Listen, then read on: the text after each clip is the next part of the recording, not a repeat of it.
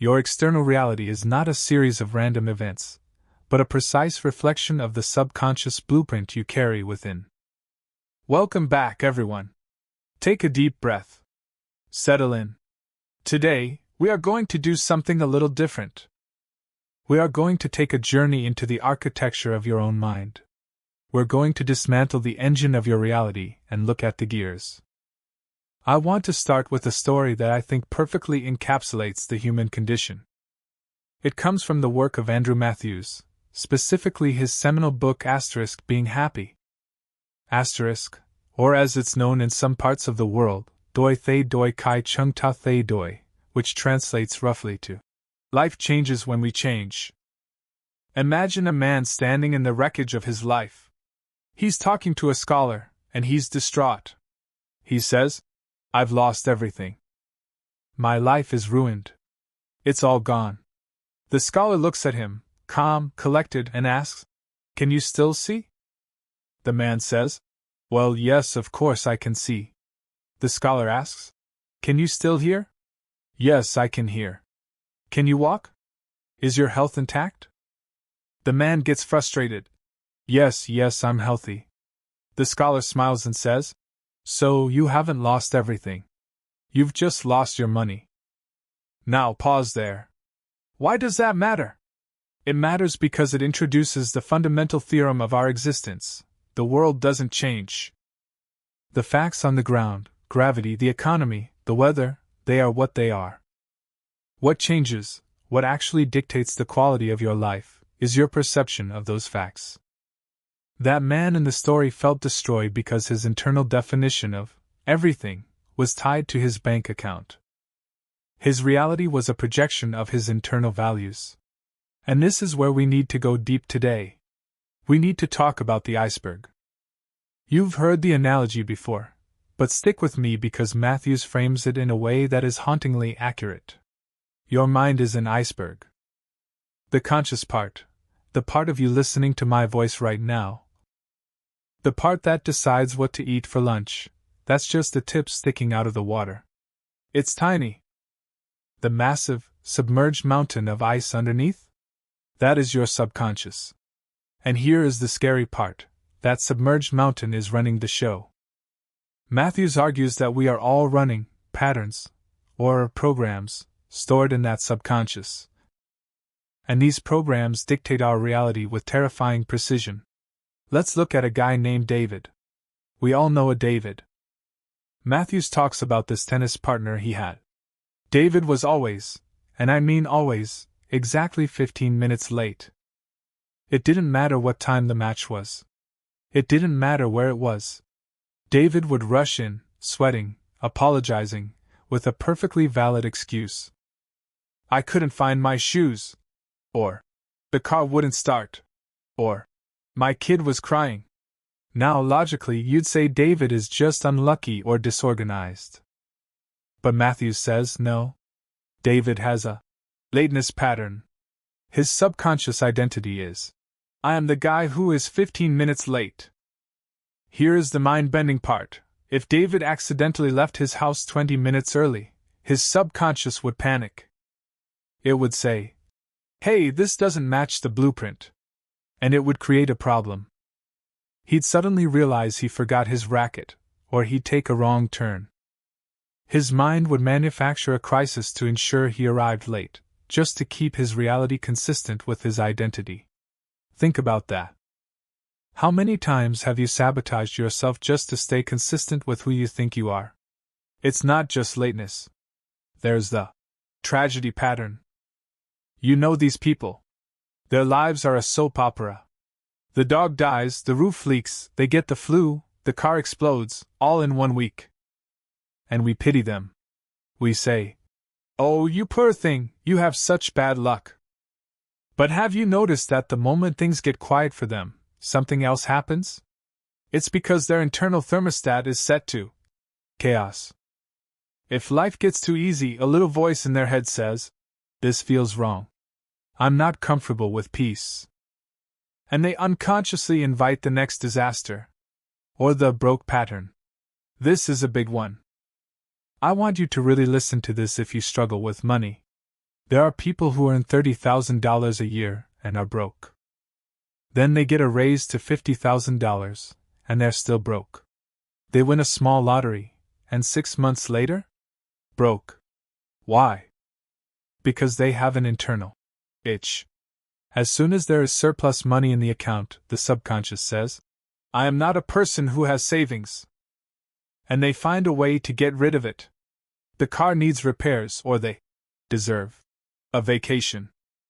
They spend until they hit zero again, because zero is their comfort zone. And then there is the indispensable pattern. This is for the workaholics.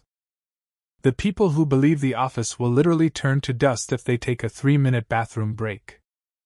They create high-stress environments to validate their own importance.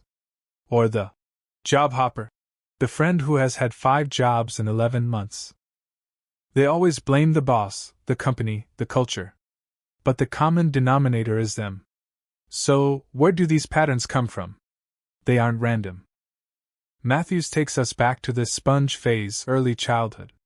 When you were an infant, you were a raw input machine. You cried because you were cold or lonely, and someone fed you. Boom.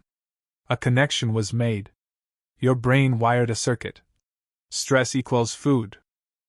Fast forward 30 years, and you wonder why you binge eat when you're stressed at work. It's a program running from when you were 6 months old. We absorb our parents' fears. We mimic their relationships. We seek out partners who treat us the way our parents treated us, not because it's good for us, but because it's familiar. If you were criticized constantly as a child, you will likely find a spouse who criticizes you, because your subconscious goes, ah, yes.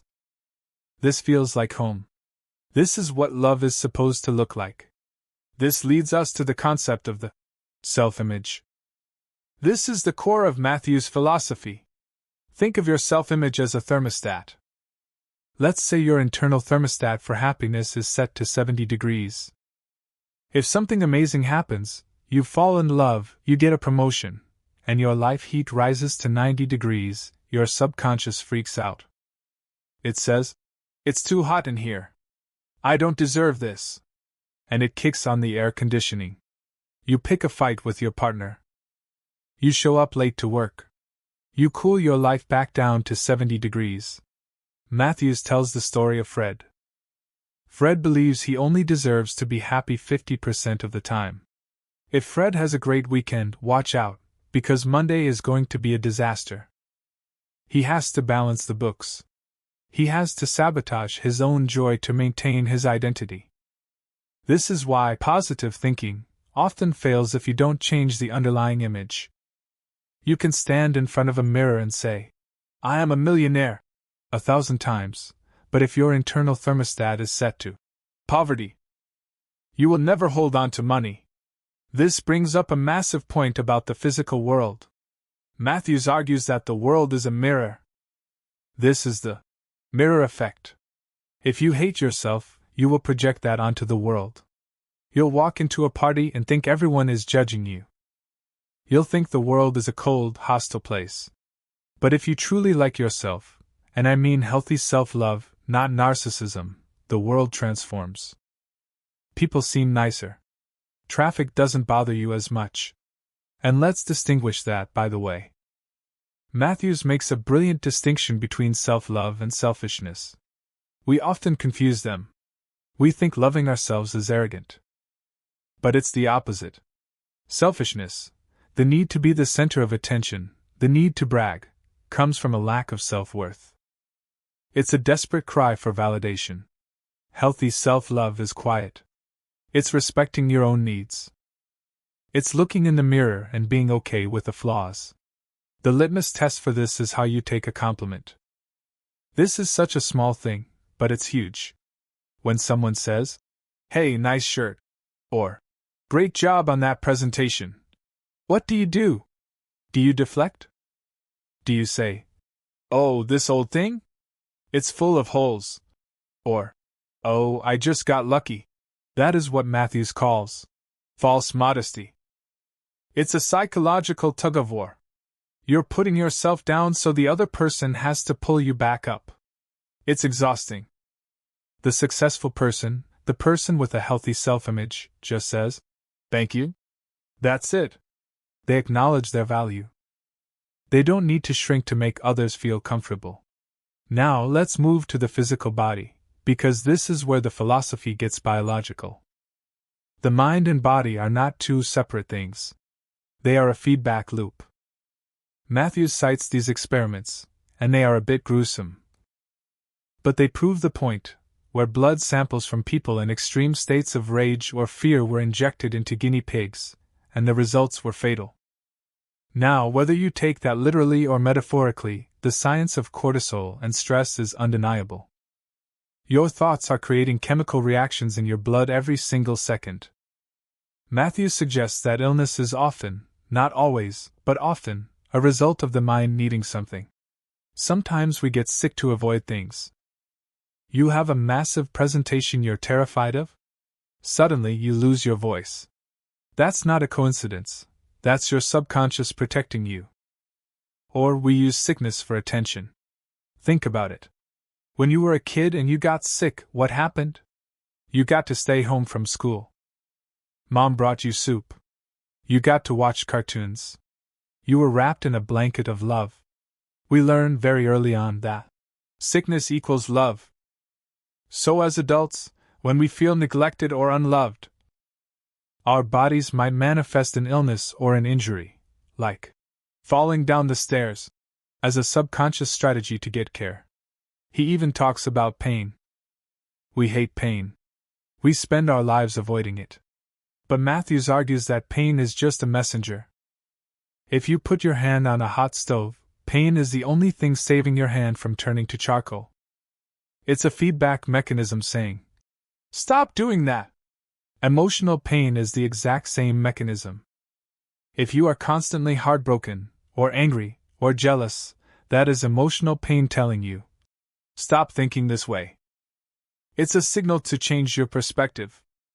If you keep touching the hot stove of seeking validation from others, you're going to keep getting burned. The pain isn't the enemy, the behavior is. Now let's widen the lens to your environment. We are socially porous creatures. We absorb the habits and attitudes of the people around us like osmosis. Matthews tells the story of Fred again. Fred starts a new job at a factory. He's a hard worker. But he notices everyone else takes 20-minute breaks instead of the allowed 10. At first, Fred is diligent. But day by day, he watches. Eventually, the social pressure, the desire to fit in, wins. Fred becomes the guy taking 30-minute breaks. He adopts the "if you can't beat M, join M" mentality. This is the environmental contagion. If you hang out with people who complain, you will become a complainer. If you hang out with people who are critical, you will become critical. But, and here is the hope, if you hang out with the prosperous, the happy, the ambitious, you will absorb that too. This is why changing your life often requires the painful step of changing your friends. It sounds harsh. But if you are trying to quit drinking, you cannot hang out at the bar. If you are trying to become wealthy, you cannot hang out with people who constantly talk about how money is evil, or how the economy is rigged. Speaking of money, let's dive into the psychology of prosperity, because this is where Matthews really challenges our cultural programming. He calls poverty a mental disease. That triggers people. But hear him out. He's not talking about systemic oppression here. He's talking about the individual's relationship with abundance. He gives us wealth comfort tests. Ask yourself these questions honestly. Do you feel embarrassed carrying a large amount of cash in your pocket? Do you resent people who say making money is easy? Do you feel guilty if you earn more than your parents did? If you answered yes, you have a poverty program running. You are blocking the flow. We have these myths. Education equals wealth. False. If that were true, every university professor would be on a yacht. Hard work equals wealth. False. If that were true, the guy plucking chickens for 12 hours a day would be the richest man in town. Wealth is a result of strategy and mindset, not just sweating. It's about being comfortable with having. Matthews advises simple steps to retrain your brain. Save first, spend the rest, flip the script. Carry a peace of mind, sum of cash in your wallet just to get used to the feeling of having money near you. Stop blaming the government. Stop blaming the economy. Study rich people, not with envy, but with curiosity. What are their habits? How do they think? But all of this, the patterns, the health, the money, it all leads to one central problem, the happiness gap. In the final section of our journey today, we look at the concept of happiness as a decision, not a destination. We all fall into the trap of, I'll be happy when I get married. I'll be happy when I pay off the mortgage. I'll be happy when the kids graduate. Matthews calls this a delusion. You are postponing your life. You are treating happiness like a bus station you're trying to get to, but the bus never comes. He defines unhappiness as the distance between how things are and how you want them to be. That gap is where misery lives. If you demand perfection, if you demand that the world aligns with your fantasy, you will be miserable forever. There is a beautiful, heartbreaking essay Matthews references, written by an 85-year-old man who knows he is dying. It's a reflection on regret. He says, "If I had my life to live over, I'd try to make more mistakes. I would be sillier. I would take fewer things seriously. I would eat more ice cream and fewer beans." He talks about how he lived, sanely and clinically.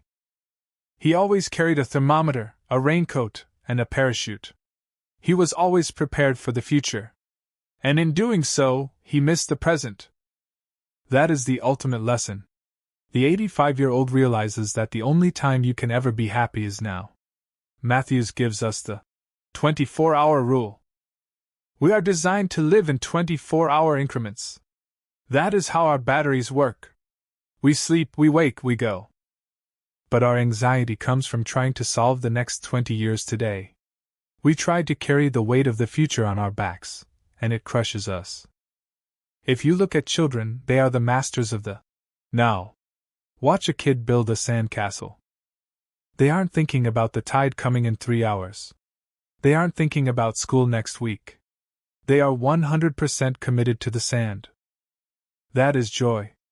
We learn to be adults by learning to worry. We learn to feel guilty about the past and terrified of the future, and in the process, we destroy the only thing we actually possess: the present moment. So, how do we synthesize all of this? How do we take this massive download of philosophy and use it? It starts with awareness. You have to look at your life and spot the patterns. Are you David, always late? Are you Fred, sabotaging your happiness when it gets too good? Are you the person who gets sick when things get tough? Recognize that these aren't accidents. They are programs. And once you see the program, you can rewrite it. You can change the thermostat. You can look in the mirror and say, I am a person who is on time. I am a person who deserves wealth. I am a person who accepts compliments. It requires vigilance. It requires catching yourself when you start to complain, or when you start to deflect praise. It requires looking at your friends and asking, are these people lifting me up or holding me down? And finally, it requires the decision to be happy today. Not when you lose 10 pounds. Not when you get the raise. Today. Right now. Amidst the imperfections. Because, as the scholar told the ruined man, the world doesn't change. The facts are the facts. But if you change your perspective, if you change your internal world, the external world has no choice but to follow. Think about that as you go about your day. Check your thermostat. Watch your patterns. And maybe, just maybe, eat a little more ice cream. Thanks for listening.